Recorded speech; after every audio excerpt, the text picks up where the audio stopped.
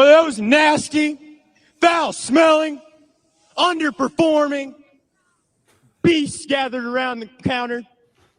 And that fellow looked at Old Rock with a real confused face and said, Old Rock, what does any of this have to do with the classic stock?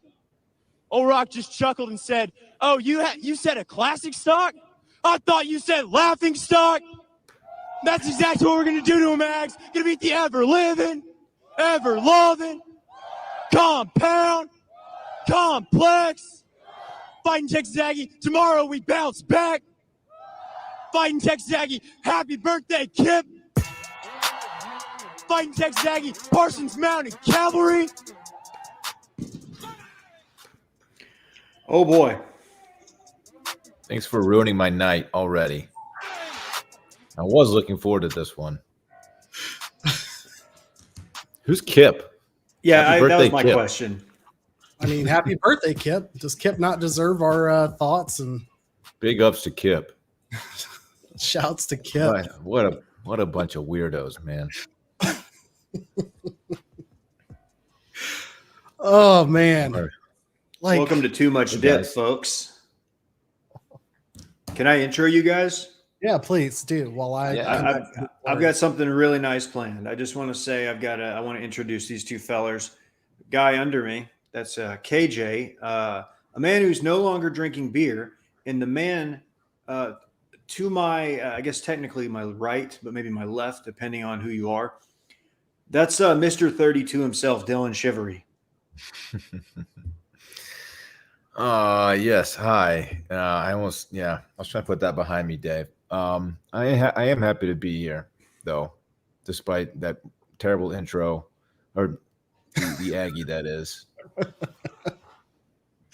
oh man, I should get out ahead of it and say yes, I am temporarily out on beer, but I'm not out on seltzer. I'd like to make that clear.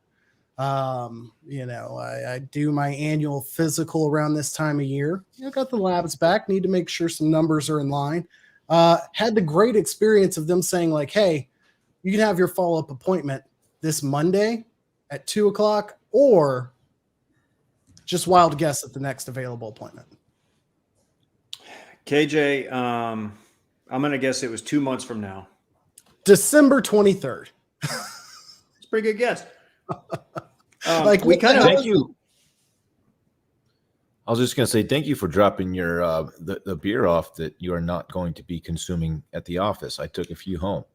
They are cooling in the fridge right now. So, yeah, on that note, we were discussing the amount of beer that you dropped off at our office, and not only the amount, but what it was exactly. And it makes sense why you'd quit drinking beer, as you drink beer. You drink like the stuff that's going to like put me out for days. One of them was like a double IPA that was like 9.5%. This big boy stuff, KJ. Maybe just step it down a little bit. Maybe that's your problem. It'll put hair on your chest, as my dad used to say. And that stuff is legit. There's some of my favorites in there. Shout out to Petticolas. Shout out to Manhattan Project Brewing, both in Dallas. If you're in the area, both breweries you should check out. But we're not here for beer talk. And we're not really here for baseball talk, but I do want to cut the show real quick and talk some round ball, as I have been a dedicated baseball fan for at least the last 72 hours. You boys into this whole what do you call it, wild card situation, one game and done situation? I'm into last night until I passed out for my early bird. Yeah, I'm into it as a spectator. I mean, if my team is not involved in a game like that, it's much more enjoyable for me. But a one and end situation in baseball is just never the best idea, in my opinion. But it's crazy exciting, so I do like that aspect of it. I watched the Rangers had a 163 a few years back. I went to that live in person, living color, the old Rangers ballpark. And it was terrible because they lost. Dude, that was the Josh Hamilton pop fly game. I believe so. And this was the last year before the wild card started. So, you got to think if you are a Yankees fan or Cardinals fans, I mean, they've had a hell of a run all month, winning 16, 17 straight or whatever it was. But you got to think that you're the Yankees, you put together a season like that, and then you get to hear this over and over. Yankees lose. Like, that's all people are sending to you. Like, maybe not the most enjoyable end of the season, but it made for good baseball. I'm glad the Dodgers didn't lose. That would have been a big kick to the groin for the series we're about to get with the Dodgers Giants. True. KJ, that game, I was watching it with a buddy of mine who I met. I was in Duncanville. He was in Dallas. We met in Oak Cliff at Eno's. And the reason we watched it at the bar at Eno's is because no bar in the Bishop Arts part of Oak Cliff is opened on like a Thursday or Friday afternoon. So we had to go sit at the pizza place bar and watch that disaster of a game and just got incredibly intoxicated. And I think my parents had to come get me. You got to respect it. You got to respect it. Well, I should also apologize to everyone since I missed the second half of this week's episode. Thanks to Brett for filling in for me. Grind boy shit and whatnot. But, we've got a deep bench here. People can carry the torch forward. Speaking of which, anything before we hit NFL? Is that game over? The Astros, it was 6-0 last time I checked. It was top 9. Same score? Unless I'm behind right now. It's 6-1, top 9. 1 out. Can I say that officially, since I was riding with the Yankees and they are no longer in the tournament, I am officially riding with the Dodgers. Okay. Thank you, guys. Any reason? Man, where do I begin, KJ? Sources, all of them. So many. You know what? As far as the uniform battle goes, the Dodgers, it's either the Dodgers or the Giants. The only two teams left that have uniforms that are worthwhile. I won't hear it, Boston. I don't want to hear it. I don't care. I would agree with you. The Dodgers uniforms with the red numbers, that's exceptional. An all-time look. I will not shit on the porch of the great backer, great dipper, Jack Chioso. Noted Giants, Hardo fan. But I'm not shocked to see the White Sox kind of just riding on the laurels of an easy division. Give me the Dodgers. Wow. No, I want to see the Brewers do well, but when your pitcher punches a wall in celebration, when your ace breaks his hand in celebration, you can't really expect your team to do that well in the playoffs. So, I'm not for testing, but if I was for testing, I would say you should automatically get tested for performance-enhancing drugs if you punch a wall in celebration. Immediate, like on the spot. Within the next 24 hours, they're testing your blood and your PP and your hair. Dylan, how many walls have you punched through? I'm proud to say I have never punched a wall in either frustration or elation. I'm not that guy. What a boring life. I know. I can see we're gonna be. It's gonna be thesaurus night after I drop chasm in the group text.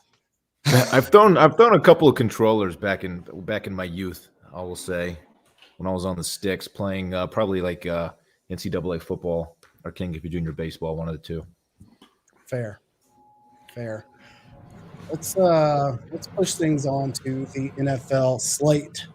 Cowboys fans, center of attention this year because of how well they're doing, but something we pretty much called out early in the year. It's not like we're the only people who said this, that either Jalen Smith and or Leighton Vander Esch were not going to be there a year from now.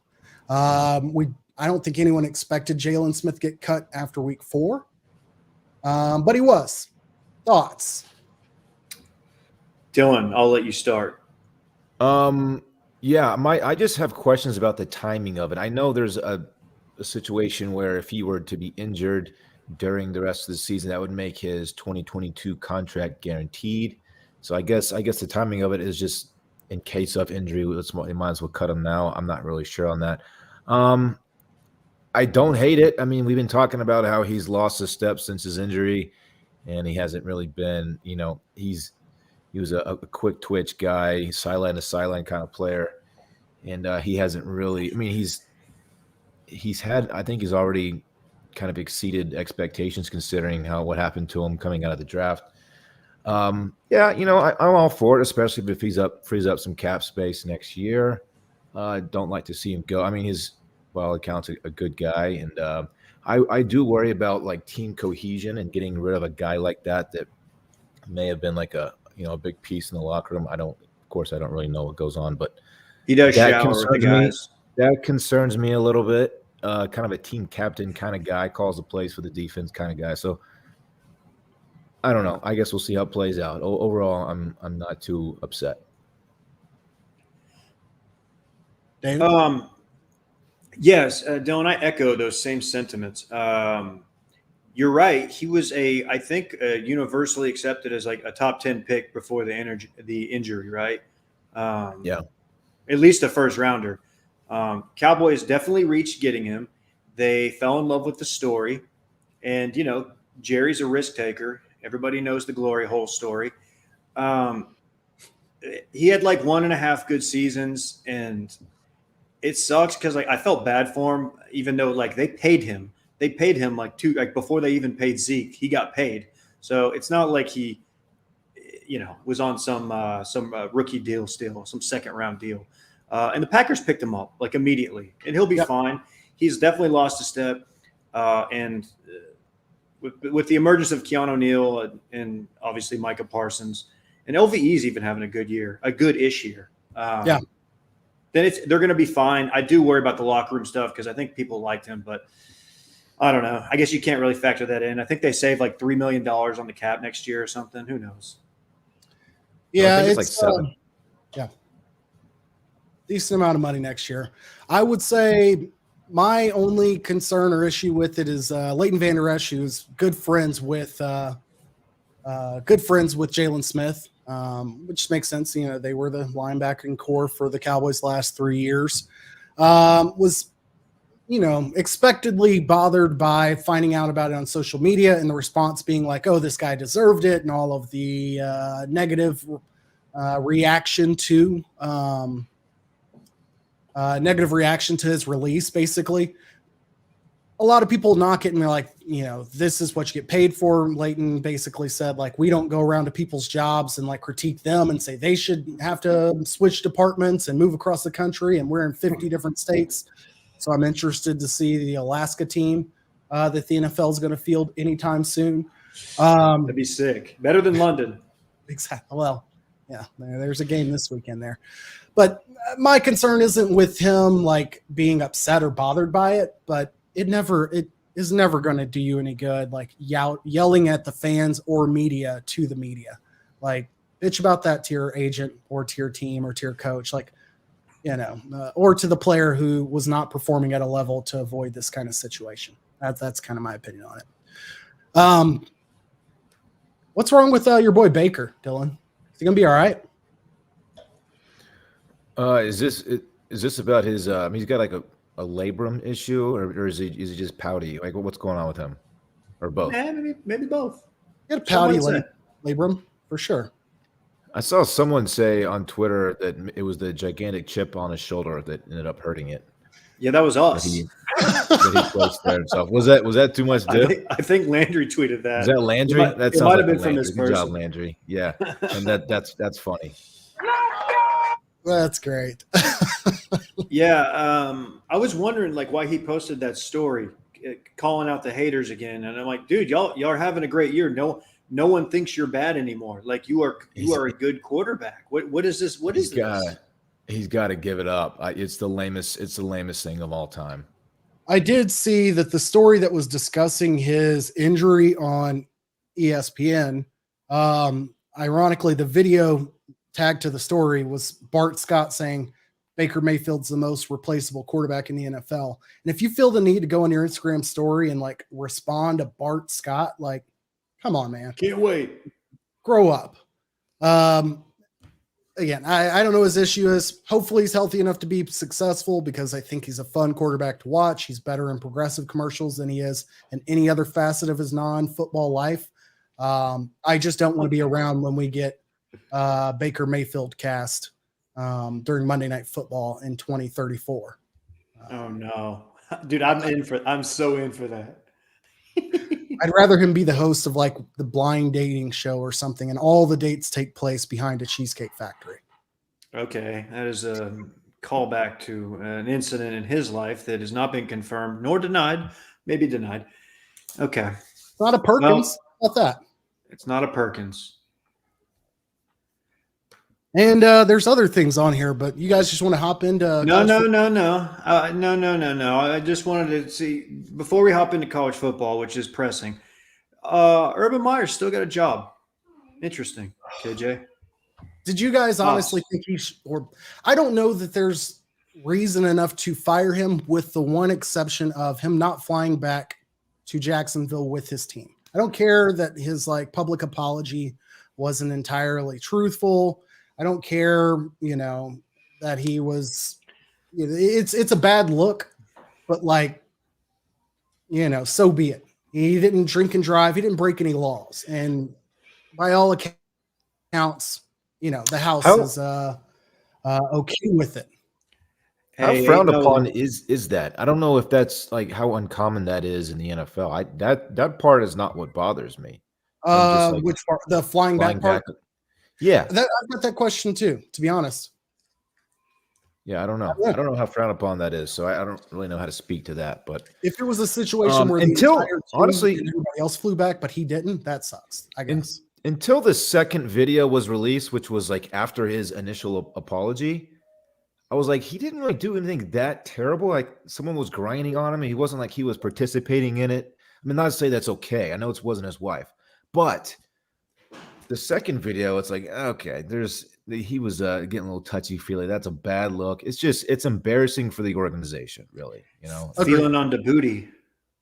Yeah. Does it impact your thoughts on how much it embarrasses the organization when the son of the owner owns and manages an entire wrestling league that like is very active? AEW, that is. Tony Khan, the son of Shad Khan, owner of both Fulham FC and the Jaguars, is the like Vince McMahon of AEW wrestling. So I don't know much about Shad's personality, how conservative or, fast and loose he is with this sort of thing, but I don't assume that Tony Khan would give a shit. And that's essentially the Stephen Jones of their organization. So, I know I'm an apologist. I'm obviously biased. I'm not saying he did nothing and everything should be forgiven. It's not a good look, but that's all I have to say on it. Right. It did give us some solid photoshops. I do have to fully admit the urban cowboy thing was pretty good, or whatever I saw. For me, people call me Bourbon Meyer, and I don't accept that nickname any longer because I am an original Bourbon fan. But I wanted to say, unless he's lost the locker room, which it sounds like he has, and they just don't take him seriously, like you give him a couple more games and he's done. Like that, you can't. They don't. He could have handled it better in front of the players, and I know you can't completely lean into it, but like in a locker room, there's a way to play. Week 4. It's not even week 5 yet. I mean, this is just he's just grabbing headlines too quickly, KJ. I'd be worried, man. The players breaking out a huddle at practice, grind on three, and they break it, and you can see the smiles and people laughing about it immediately after. That's the most concerning thing. That's I've seen. Not good. That's the most concerning thing I've seen all week. So I did, whatever. That's enough on that. Let's do some college football. We did get some additional details in terms of who the person that he was with. Cardell Jones might have been present, but we won't go down that road tonight. Can we bring in our guest to just kind of mix it up with the NCAA talk? We can. Let's just do it. We'll do it this way. How about this? You want to intro him and I'll fix the brands? Yeah, I'm sorry. I sprung that on you. I might have been off on the time I told him. This is a guy who needs no introduction. This guy wants to work with us at a previous company. He used to play golf with us on occasion. He's a guy who demanded we call him by this name, his nickname, the T-Man. Trevor Hughes, ladies and gentlemen. What's up? FIFA that he was playing. What's up, dude? Am I bright right now? I feel really bright. How am I coming in? Very handsome. Comparatively so, yes, definitely. Okay, sick. What's up, T-Man? What's going on, fellas? How Dude, are how's the y'all? married life? Oh man, it's good. I'm worried that the house life too. Just bought a house. Worried my yard's gonna go to shit in this winter. Yeah, that's right, man. GetSunday.com. Yeah, no, seriously, I appreciate you guys having me on to talk to Texas Rangers and Adolis Garcia's push for the AL Rookie of the Year. You guys have the platform and bring me on. It's very cool of you guys. I do want a 10-second thought. Should they make any substantial moves to their coaching staff, or does Chris Woodard get a pass based on how crap that roster is? He's going to get a pass. They've made some – I think they just canned their hitting coach and maybe even their pitching coach. So they're making some changes. I'm more interested in the shortstop they're going to bring in because Chris Young is saying that we are spending this offseason, fellas. So Carlos Correa, Corey Seager, who knows? There you go.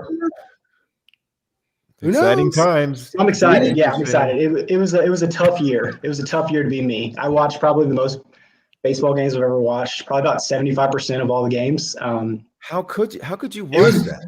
It was miserable, but it was one of those things where it became a personality trait of mine. Like I had to have it on, even if I wasn't really paying attention. Like I had to have it on and at least watch them. So it is what it is. Any chance that they spend enough to bring Alexandra Bannister back to the DFW market? Man, I can't say I hope so because my wife's upstairs, but yeah. It's a big city. It's a big metro. Come on. All right. Well, let's do some college football talk before we do dip picks. But having said that, before we get into the game that we know we're here to talk about, were you guys aware that Christian McCaffrey has a brother who No.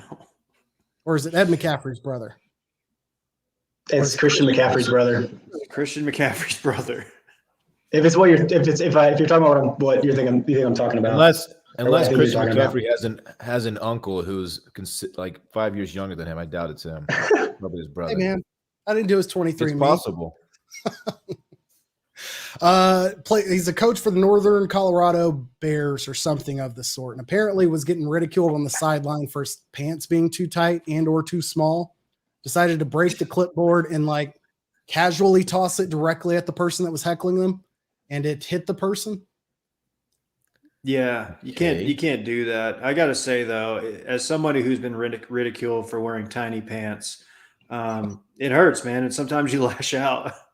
I mean, he's a McCaffrey, so chances are he has a phenomenal backside. You got to wear those tight pants to show off what you're working with. So I don't blame him for that. You just got to own it, though. You can't get mad at some jackass heckling you. Sorry. Yeah, go ahead, Dave. I was just gonna say, do you think they yelled "Hold me closer, tiny pantser"? That's stupid. I No, they didn't. Yeah, I was gonna say the same thing as Dave. When you're ridiculed for tiny pants, as I have been, Dave was even there at the golf course. I don't even remember what course that was. Ridiculed for my tiny pants, when in reality I just have big calves. I can't help it.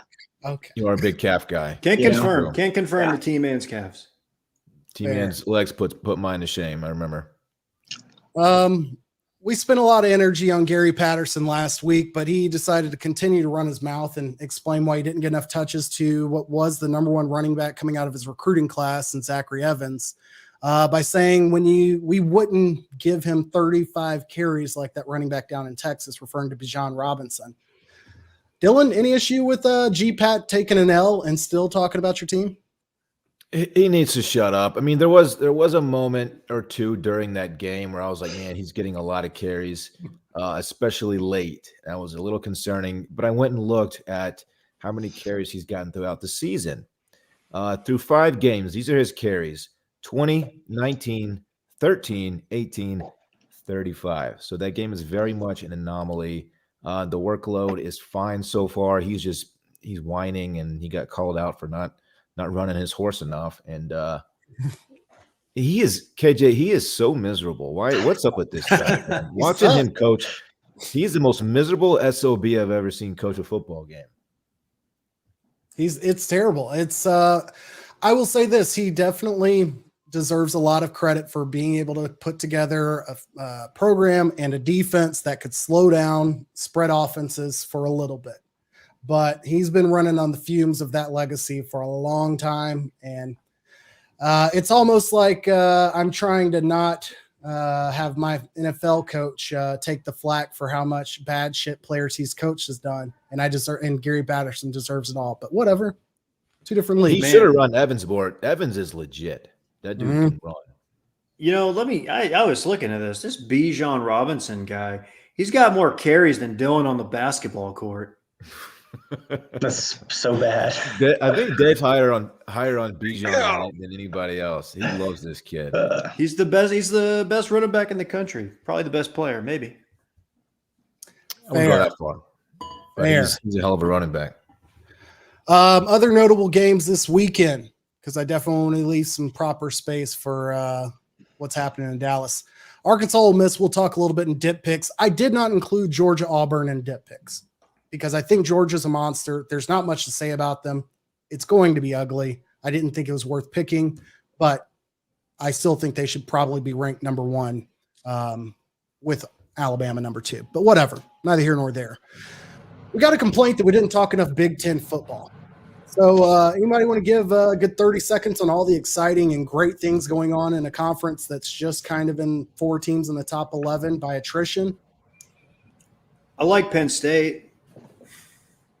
I don't like Penn State. I like Iowa though. Iowa's defense is really good, so I like Iowa. The Big Ten's just it's boring. And the fact that Wisconsin continues to be ranked and favored, I believe they were favored. I don't remember who they played last week, but it was somebody that they were ranked lower than or higher than, and they were also favored. So I don't understand that, but yeah, the Big Ten's just not fun for me personally. What's Juliet's problem, man? Juliet is a diehard Penn State fan. Oh, my bad. It's quite all right. The whiteout is dope, though. The whiteout is dope. I'll give you that. The Penn State whiteout is dope. Shouts Michael Parsons, man. I feel like we did discuss Michigan State being, let's hope those 2 teams stay undefeated to when they play. I don't know. It's 4 or 5 weeks from now, and it was going to eat up the rest of their undefeated teams in the conference. I agree with what T-Man said. Iowa's defense is legit. Michigan, Nebraska gets the night game this week, so we'll get plenty of opportunity to see if Scott Frost is actually doing anything there after kind of falling on their face early in the season. They've looked better every week. I really kind of hope Michigan's legit, though. It's a fun team when they're good. They kind of like Florida State. It's a brand that when they're good, it's, it mixes it up. It takes some attention away from the SEC, so let's hope for that. LSU, Kentucky. Kentucky walked out of, I guess they were at home, but beat Florida pretty handedly. Shout out to Mark Stoops. Dude, the best Stoops, the greatest Stoops. Nah, I don't know about that, but he's up there. The architect. He's better than Mike Stoops, that's for sure. Is it Mark, Mike, and Bob? Is Mike Arizona's coach or was it Mark? Say it again. Who was Arizona's coach? Oh, great question. I think it was Mike. How many are there? And then there's 3. There's 3. Yeah. Okay. There's probably a 4th one that's was actually the best football player, but he got hurt or something crazy, and the Cooper Manning of the family. Yeah, exactly. He's actually the funniest one. He's funny, just like his brothers, though. Right. Got into commercial real estate though. Yeah. Mike Stoops is now the I don't know where he's at. Defense coordinator at FAU. Yeah. Interest. Good. Yeah, he got ran out of town at Oklahoma, and then I think he might have gone to Alabama as a quality control assistant, and then he got his gig at FAU. But he got roughed up at OU for sure. That's true. Alex Grinch took his job. Now, the reason we're all here, there's a little event that goes on in Dallas each year. We talked about the fact that nobody knows what the hell it's called nowadays, but I will just let the 2 of you opine in terms of general memories, thoughts, feelings on the rivalry historically and or opinions of what will happen this year. It is the Red River Showdown. That's the official name of it for anyone that cares. Yeah, they had to rebrand from Shootout because it promoted, guns or something. Oh, and they went to come on, rivalry, which was too hard to say. Red River Rivalry. Guns in Fair Park. Who'd have thunk it? Yeah. Yeah, T-Man, if you want to talk about the game, man, the floor is yours. Yeah, I'll be at the game. I go. Well, I've gone every year for the past like 5 or 6 years. Besides last year, it was a little bit of an anomaly. I'm now a student at the University of Oklahoma, so now I have a little bit Saw of that. what's it called? Stake in the game. What is that? What's the Sure. phrase? Sure. You're no longer a T-shirt fan like your boy is. Well, true. So I don't know. This team has continued to hurt me all year long. They were hyped up this year. Everyone was talking national championship. They came out of the gate and almost lost to Tulane. The offense was not what it was supposed to be. Spencer Rattler was not what he was supposed to be. Then they came out and they just put the brakes on, or they just, whatever the phrase is, on it, like a Western Carolina team, which whatever. And then they played Nebraska, almost lost to Nebraska. Then they played West Virginia, almost lost to West Virginia. So every Saturday has just been miserable for me. They're inconsistent. Their defense, which was supposed to be really good, was the reason they were in the first 4 games of the year.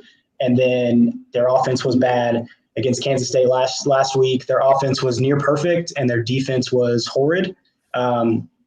So I don't know is a long way of saying I don't know. Bijan Robinson terrifies me. I do think he's the best running back in the country. I'm scared that this game will put him into Heisman contention if Oklahoma can't tackle or cover him out of the backfield, which last week they let Deuce Vaughn get like, I don't even know how many yards from scrimmage, but he was just, no one was covering him. So I don't know. I don't know is where I'm at. You know, I do subscribe to the Horns Up for Peace movement. So, you know, I don't throw the horns down because my friend Sam Ellinger, he remembers people that do that. So like, I don't want to do that. Right. So, you know, Horns Up for Peace. I'm not going to be throwing the horns down this week. I have friends that are going to the game. They will also not be throwing the horns down. I've made sure that, right. So, you know, I'm excited for this weekend for sure. That's really cool. That's very honorable, T-Man. Thank you for that. Yeah, I don't have a great feel for this game. I'm usually leaning one way or the other on how I think it's going to go. This year, I have really no idea. Casey Thompson, of course, took over just like a couple weeks ago. Looked really, really good. Had kind of an average game last week.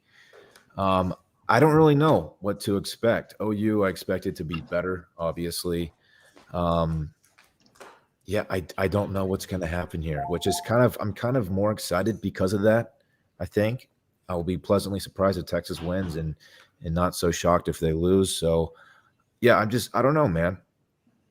I'm hopeful. I mean, we crushed that. Texas has a legitimate shot at winning this game, which I don't always think going into this. Guys, one, so. I don't know either, man. I just don't know. Yeah. Classic Texas OU. Hey, when these two teams get together, Dave, you know what happens. There it is. Well, before we do dip picks, we did have a couple questions I wanted to quickly acknowledge. Cheyenne had a great request here. Sick. Yeah, I mean, I can definitely do it. Paint like a Skittle. You know, I don't trip because I also don't double dribble. So thank you, Cheyenne, for the softball. Do the codeine line. That's the best. I have been sipping codeine because sometimes I have a killer cough. That's the thing. Yeah. So wow. I did it. You're not going to get that anywhere else. We're the only Thursday live stream that does that. Maybe get it on Twitter every Saturday after the Oklahoma wins because they seem to tweet it out quite a bit. East Texas own Malcolm Kelly. Exactly. And I would want to say TCU wide receivers coach, Malcolm Kelly. Really? Him and Kenny Trill. Kenny Trill, I believe, quarterback coach at TCU, and Malcolm Kelly, I want to say, is the wide receivers coach. I might be wrong there. They hate Gary. You know they hate Gary. Megan McGrath, quick question on Cincinnati. They play tomorrow, so they're not a game that we listed to pick. Them beating the ever-loving dog-ass out of out of Notre Dame was incredible. Like a complete narcissist and it always being about me and SMU. Of course, I look through the rest of Cincinnati's schedule. They are heavily favored in every game remaining on their schedule. The best thing that can happen for them is that SMU continues to win and vice versa. Because they've beaten Indiana. Who knows what Indiana ends up being like, but they beat Indiana and they beat Notre Dame. That's good enough with their record and where they'll finish to probably be college football playoff, especially having had success last year. Having said that, they'll play SMU the second to last week of the year. I'm not confident enough at this point to say things will change. They're favored, I want to say, college football FPI, whatever the hell that means. It's like 82% Cincinnati, whatever's left for SMU. I guess it's 18%. And that's the highest by like 10% for the rest of their year. And vice versa. We're favored in every single game the rest of the year except for Cincinnati. So fingers crossed we win that. But even if we did, they would turn around and play 2 weeks later. So that's a shitty thing about conference title games nowadays. So I'm going for Cincy. I would. Go ahead. No, I just wanted to say I would also watch out for Memphis. Memphis is one of those teams where it's like they'll play Cincinnati and it'll be like a weird shootout game where Memphis will just throw it all around and they'll end up winning. Also, quarterback, former Denton Ryan star. So a little Texas blood there. I think Cincinnati will probably win out and play SMU. Do they play in the regular season or is it a conference championship game? Week 11 or whatever the 11th game is, they'll play that week and then they're on the other side of the conference. So they also have I don't think Dylan Gabriel's back this year, but we'll see. Yeah. Tanner Mordecai turns the ball over too much. So wow. Sorry. Just a shot. I mean, he does. He does. Not with us. Not with us. All right, let's do some dip picks to update the people out there. Seriously? Dip picks. I forgot to make a graphic because from now on, I'll just put up the freaking records so that I don't have to run through all of this shit. But for those who don't know, we're picking games each week. The guests will be consistent. All of their records will accumulate. Whoever the guests beat will essentially be the loser. If the guest is in last place, third place will be the loser. Loser bet payoff for this year is 30 days. Is that what we're saying? We're going with 28 days. Yeah. We're doing business days. 30 days with truck nuts, which have been ordered and will be here next week. They are shiny, brass, gold, whatever you want to call it, chrome. But as of now, things are looking pretty decent for the squad. All of us, with the exception of the guest slot, are above 50% on our picks, so you probably should pay attention. David last week was 5-4, hit his big boy stack. Dylan was 6-3. He also hit his big boy stack. I was 6-3. Hit mine. Wow. In the guest slot, 5-4, and hit theirs. Only week that I can find where all 4 big boy stacks were hit. So, shouts to the squad. On the year, David is still in the lead with 25 points. All games are 1 point except for big boy stacks are 3. Dylan and the guests are tied at 24 points. I am in last place at 22. But as I said, we're all over 50%. Dylan's record on the year, 20-14, ladies and gentlemen. That ain't bad. That ain't bad. I should add that he did pick a big boy stack of game we already picked, so it duplicates his win count. But nevertheless, he puts it on the line for 4 points on one game. He deserves to get he gets the credit. You're damn right I do. Let's jump into the NFL game before it kicks off. The only NFL game regular season that I've attended in person, Rams at Seattle 2 years ago. Incredible Thursday night football game then. Neon green jerseys then. Seahawks are getting 2.5 points at home. Rams are favored on the road. I believe, it's in Seattle. David, who do you have? I think I'm taking the Rams in a bounce back game. I'm going with the Rams. I'm going with Matty Stifford. He's my guy. Okay, I like it. Dylan? Similar line of thinking. I am also on the Rams this game. Haven't been super impressed with Seattle thus far. Seattle at home at night, all of those things, Russell Wilson, Tyler Lockett, all intriguing reasons to like them. Shout out to Northwest Bobby. But Chris Carson's got this lingering issue thing that's continuing to slow him down. When they can't run the ball, they're a problematic team all around. So give me the Rams as well. E-Man. Wow. One thing I know is you can't bet against the Seahawks when they're in their lime green jerseys. That said, I'm definitely taking the Seahawks, and I'm also going to sprinkle the money lines. I think they went outright. I think Russ is going to cook. I think they're coming around. I think Russ is getting in the swing of things. I think they win tonight. And I think after the loss to the Arizona Cardinals and my Kyler Murray, I don't think they have it in them. They're going to be disappointed. Another letdown. Excellent. I hate to get to the meat of the weekend, but college football games are laid out by schedule. Usually I try to get a morning, afternoon, and night game. We got 2 morning time games. Oklahoma, Texas, Dallas, Fair Park. I'll start. Texas is favored. I'm sorry, Oklahoma's favored by 3. I just cannot bring myself to place faith in Spencer Rattler. He is a very, very good quarterback who does not seem to play with the level of confidence of his talent. Whereas I think Casey Thompson does, and he's not as talented, and he's got a great running back and maybe a better offense around him. I don't know. Give me Texas at least to cover. David. This is tough, and I kind of hate what I'm about to do here, but I'm riding with Texas. 3 points. This is gonna be fun. I don't even know if I'm gonna be able to watch any of this game because I'm gonna be playing golf, but I'm riding with Texas. OU's it's just been such a weird year for them. All right. Dylan? Yeah.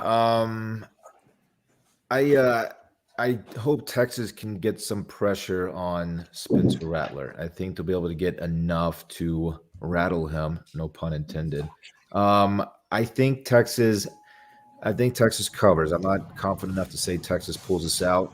I think Texas covers. I think Bijan runs for 130. And Casey makes enough good throws to make it a very, very tight ball game. Or Jersey, man. Oklahoma has allowed one 100-yard rusher in 18 games.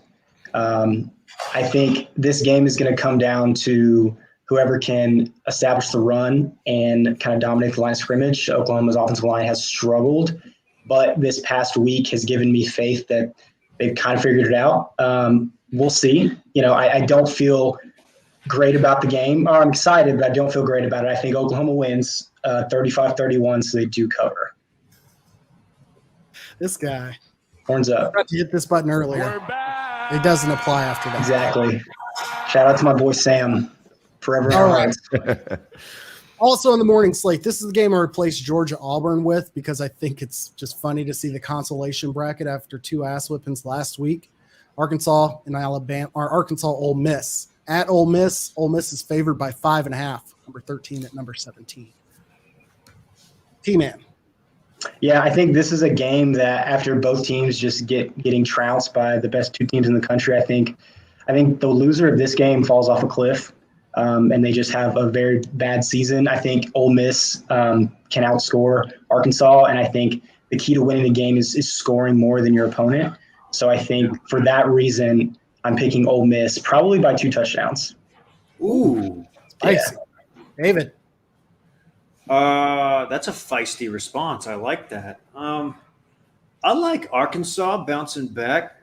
They just played the best defense in the country, probably a little shell-shocked. They will never face a better front line than that. And I think they're going to learn from it. I think they're going to build and keep moving forward. I'm taking Arkansas. Dylan? I'm riding with T-Man on this one. I am also on Ole Miss.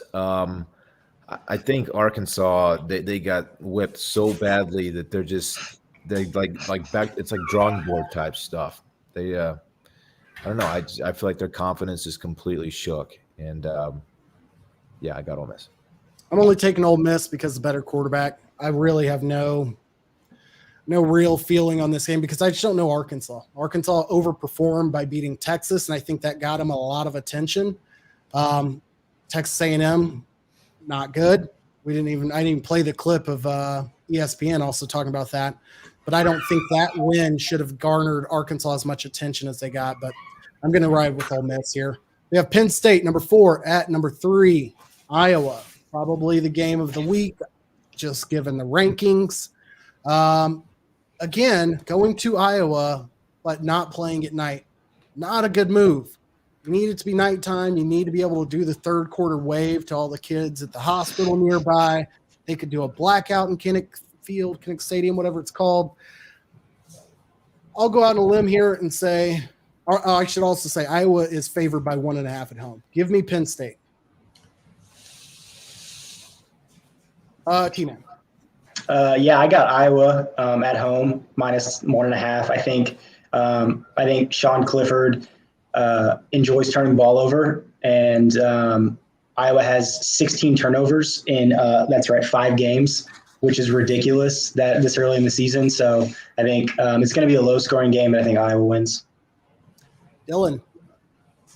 A couple teams I'm not super familiar with. I haven't watched a whole lot of them this year, and for the sole reason of not just having the exact same picks as KJ thus far, I'm going with Iowa. David? This could be a bad week for some of us because I feel like we're splitting these picks up. I'm going with Penn State.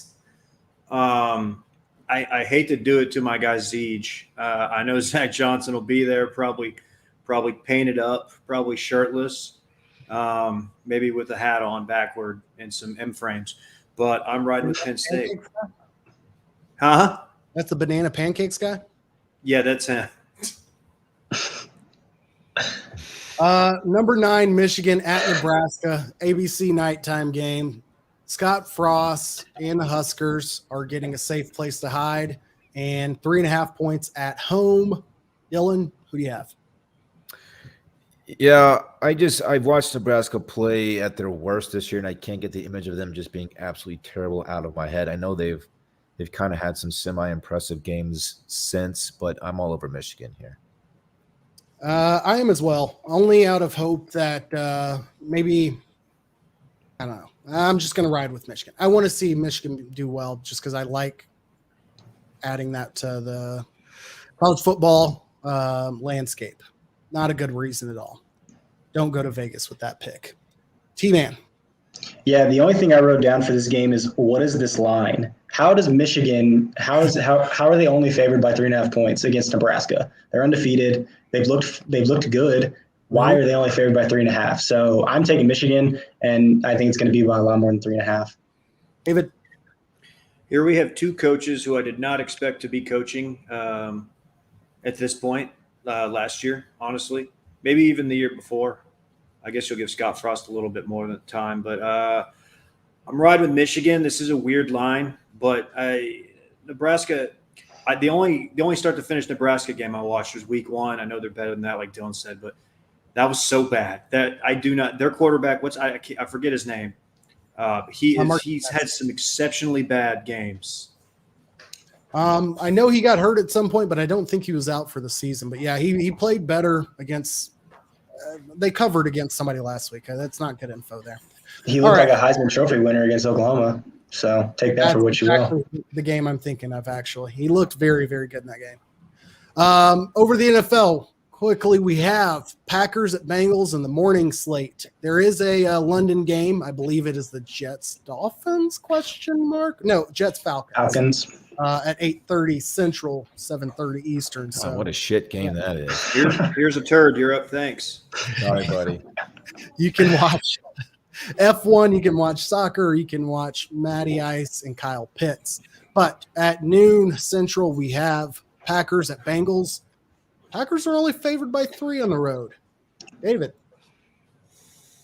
Man, with the addition of Jalen Smith, this Packers team, I don't see who's moving the ball on them. I'm riding with the pack, baby. Joe Burrow, you better watch your ass. Wow. Dylan.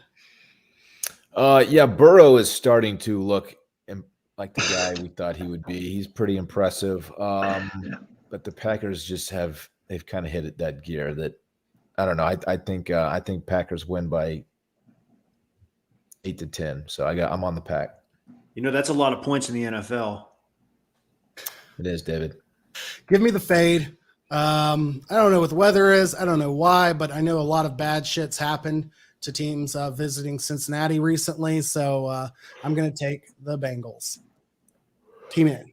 Yeah, I think Joe Mixon is not playing, former Sooner great. So Samaje Perine Another former Sooner Grey will be getting the bulk of the carries. It's going to be the Packers. Aaron Rodgers has it figured out, but I can't stop watching the Jalen Smith photos and videos that are on my timeline of him just being just absolutely awful, and they just make me chuckle every time. So I appreciate you bringing up Jalen Smith.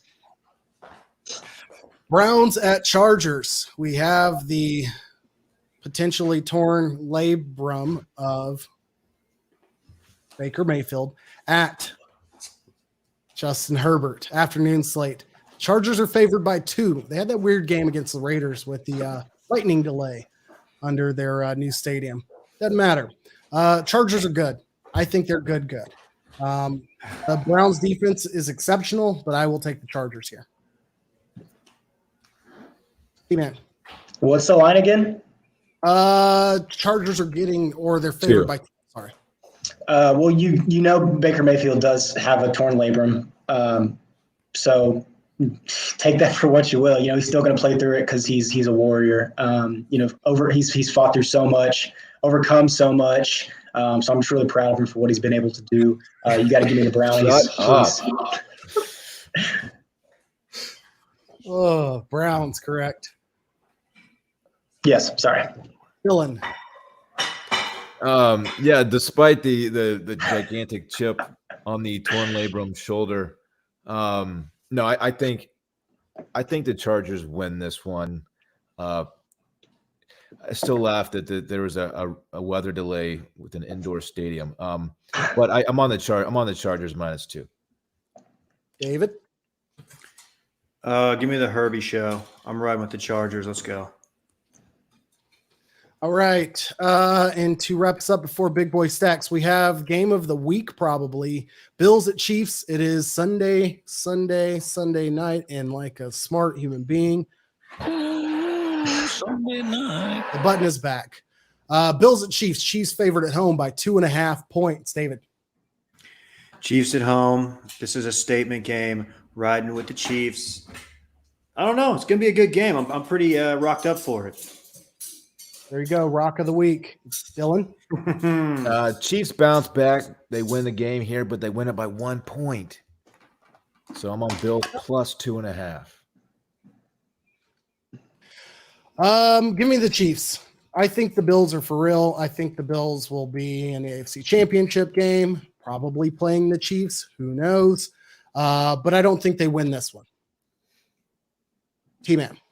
Yeah, I'm going to fade all of you. I got the Bills. I don't really know why. I think it's going to be a really good game, but I think Patrick Mahomes throws maybe a late INT. Oh, sorry, Dylan. Me and Dylan riding together, as always. Bills. Let's go, T-Man.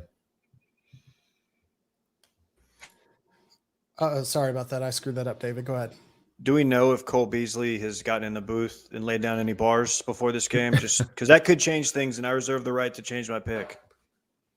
As far as I know, he has not gotten in the booth. He's too busy on Twitter talking about being unvaccinated. Very cool. Okay. And now for Big Boy Stacks. Hopefully you came prepared for this. T-Man, David, you want to start us off here? Give me one of the best programs in the state of Texas, the University of Texas San Antonio. Getting 3 points in a conference game at Western Kentucky. I'm riding with the Roadrunners. Let's go. Wait, they're dogs to Western Kentucky? Yeah, I believe so. That is 3.5 point underdogs, depending on where you look. Interesting. You got UTSA +3. Dylan. I have the Carolina Panthers at home -3 against the lowly Philadelphia Eagles. All right. I don't I think hate they it. are going to win that game handily. Shout out to Ed. All right. I have taken the low road. I don't even know what road it is. I've buried my head in the sand since Saturday's events by opting out of all discussions regarding Urban Meyer and his decisions.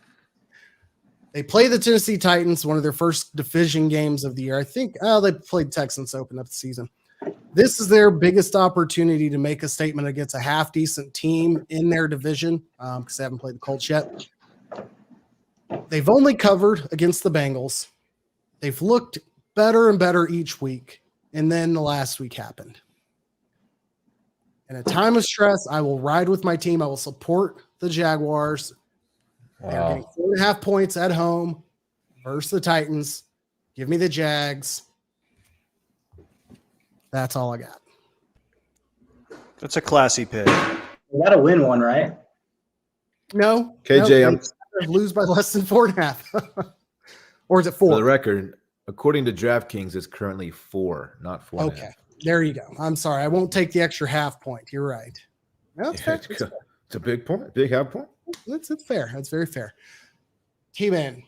Yeah. Give me the Dallas Football Cowboys -7 at home against the Giants. I spoke with Mike McCarthy. I've seen it on Twitter. The Cowboys do prefer winning to losing this week. So for that reason, I am riding with the boys. That is my big boy stack, -7 at home against the G-Men. Very cool, T-Man. Yeah, cool. Thank you.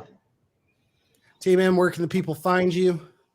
Yeah, hit me on Twitter and Instagram at Trevor Hughes. Next week I'm going on the Dude Perfect tour, so hit me up. I'll be posting Instagram stories, so catch me out there. His followers. Yeah, shout out to Bob. Miss you, T-Man. Yeah, miss you guys. Thanks for having me on. Love you all. Thanks for hopping on. We appreciate it. Yes. Appreciate it. Hey, thanks, team. I want my chips with the dip. That's all I know. I don't want my chips plain. I want my chips with the dip. So bring them dips.